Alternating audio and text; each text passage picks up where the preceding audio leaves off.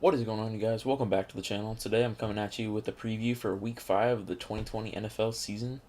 So this one should be a little bit better than last week. There's still some matchups that seem to be pretty one-sided, but it should overall be better. And so I'm going to start off with talking about the Buccaneers-Bears Thursday night game. That was a really good game. I So many penalties, though. It wasn't the cleanest game, but it was pretty entertaining to watch. Very funny to see Brady actually genuinely mess up because he thought it was third down, not fourth at the very end. But anyway, the Bears squeezed out a win there. Khalil Mack seems to be back in form after not a disappointing. He was more focused on pressures than sacks last year, but statistically a down year for him last year. It's good to see him back with the sack attack. So the first game we have here is the Panthers at the Falcons, and so I actually have Carolina winning here. The Falcons are very unimpressive so far. They can't hold a lead. That's kind of beating a dead horse here. The Falcons are not a great team. They're very good.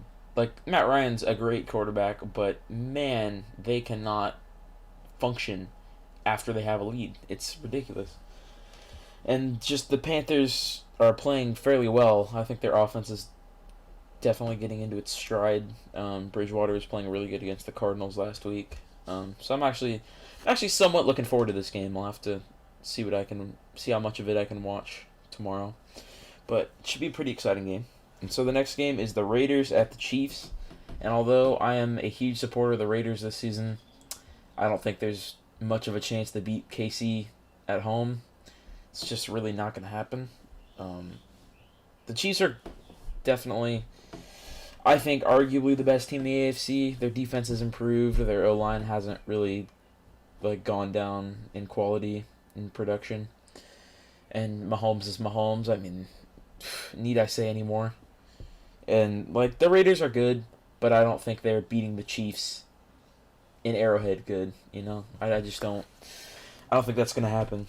So I think if the Raiders upset the Chiefs in Vegas, then the Raiders are way more of a force than anyone thought they would be, except for me, because I've been on the hype train pretty much since they started signing free agents. I just saw how well their roster was shaping up, and I liked the direction the team was going in. So the next game is the Cardinals at the Jets, and so this is fairly easy to call. I think the Cardinals are going to win.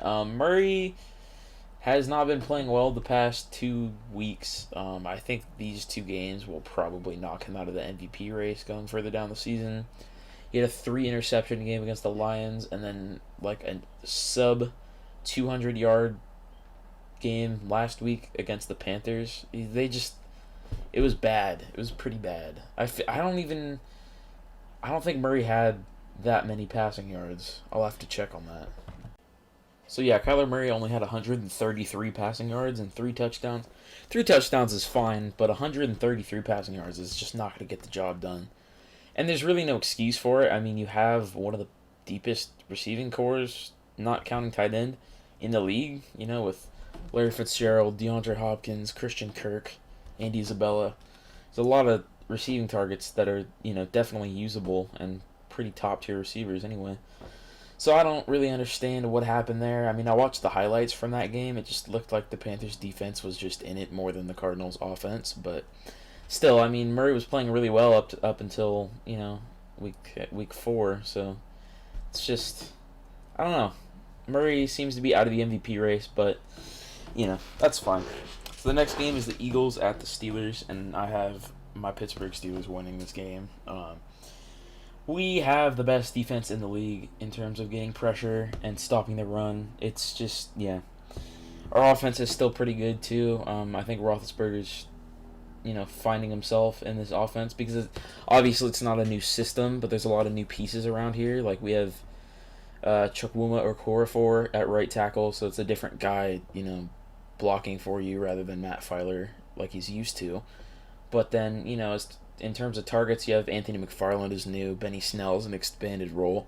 Then you have Chase Claypool's new in the offense, Eric Ebron's new in the offense. There's a lot of new things for Ben to get used to using, and that I think he's in the next couple games he's going to realize what he has here, to utilize because our last few games have been close games. So he hasn't really had a chance to, just kind of experiment with the weapons around him. So I think in the next couple weeks he'll definitely come into his own in this system.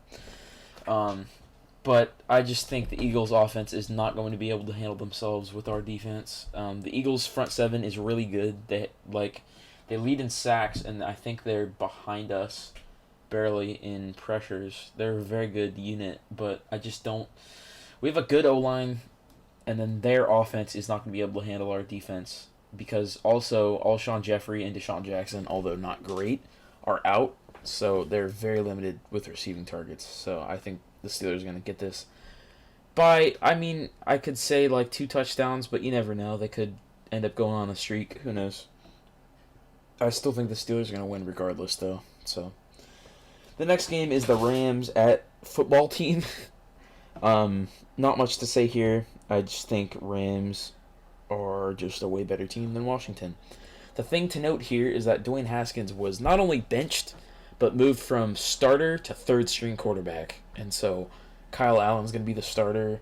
Alex Smith is going to be the backup. I hope he ends up taking over, by the way. That would be awesome to see him back on the field. And then Haskins is number 3. So I really do feel bad for the guy, but at the same time, Ron Rivera is new there, and he didn't draft Haskins. That's the thing everyone seems to forget. And a lot of people are overreacting about this whole situation. And, I've been saying since the beginning of the season, Rivera has no reservations for Haskins. He's much more familiar with Kyle Allen. He worked with him last year. And then also Alex Smith. I have no idea how many times he's played Alex Smith as a coach, but he knows how Alex Smith works. And so I think having him as the backup is just a smarter idea, too. But I think that Washington, if they want to, become a more legitimate organization and max out, what they can get out of everyone, they should trade Haskins for, I don't know what the offers would be like, but just get rid of Haskins.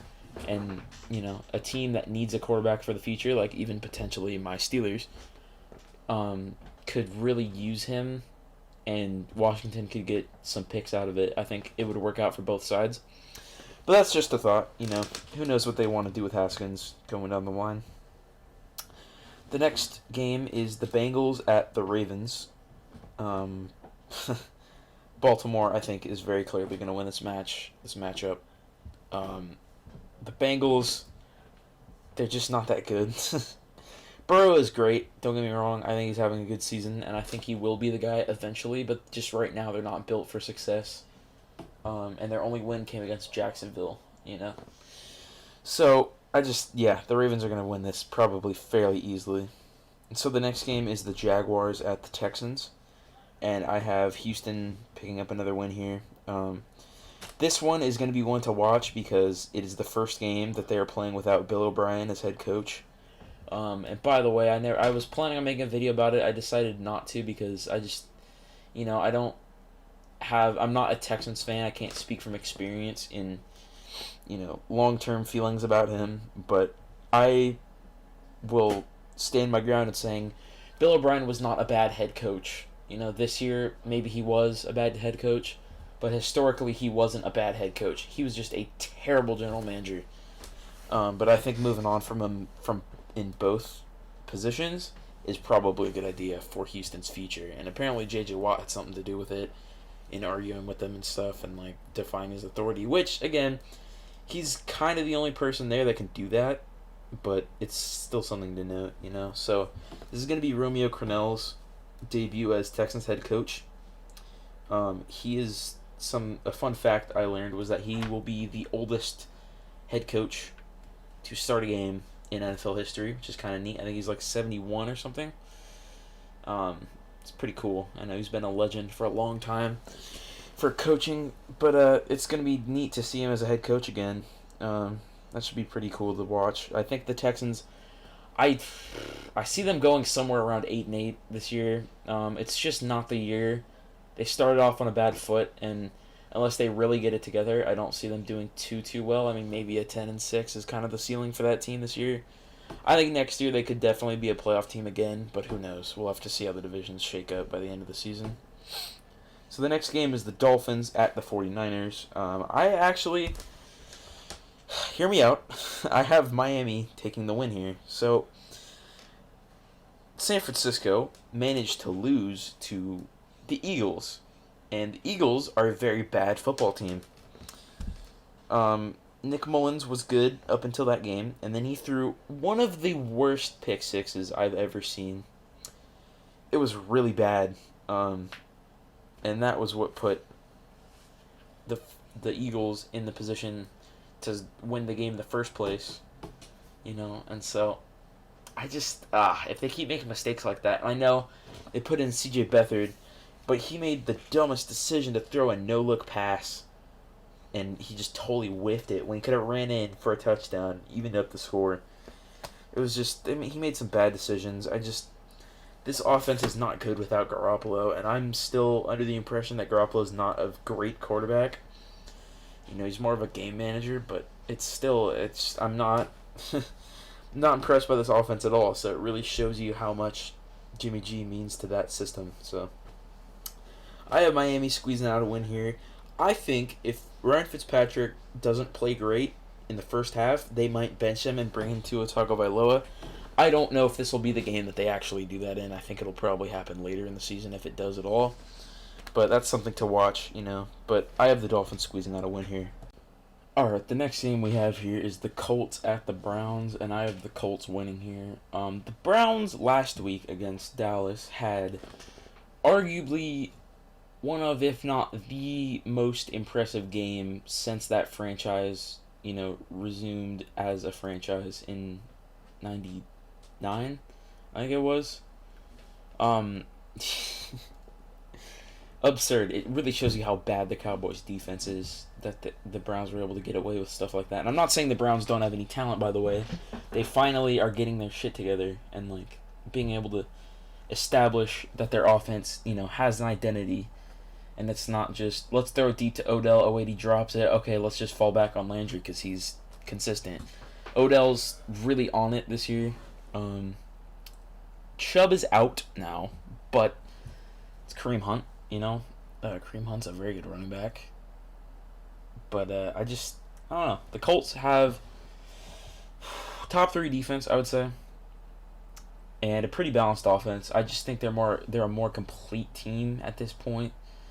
They're not going to be embarrassed like the Cowboys were because they just have a way better defense. So that's all I have to say about that. I have Indianapolis taking the win. So the next game is the Giants at the Cowboys. I have Dallas winning, even though their defense is terrible. The Giants have scored very little points in their season so far. And the Cowboys are just better because Dak Prescott is honestly a top 3 MVP candidate. As much as I hate to say that, I'm not a huge fan of the Cowboys. But my opinion on them is definitely softening. I don't hate them as much as I used to because I'm a fan of Dak's play this year. But, I just, God, the Giants are bad. Cowboys aren't as bad, but they're still not great. So that's basically all I have to say about that. The next game is the primetime game for Sunday night.